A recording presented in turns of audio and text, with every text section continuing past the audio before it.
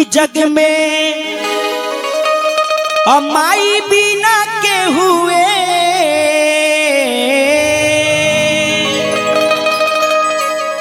कि जग में अमाई बिना के हुए असहाय ना होई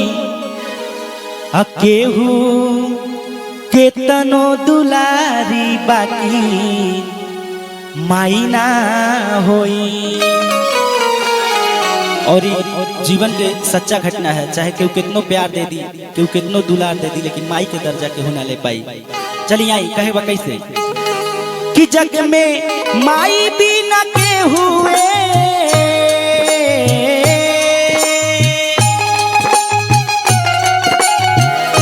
कि जग में माई बिना के हुए सहाय ना होई हो, सहाय ना होई केहू के तनो दुलारी बाकी माई ना होई, केहू के तनो दुलारी बाकी माई ना होई। कि जग में माई बिना के हुए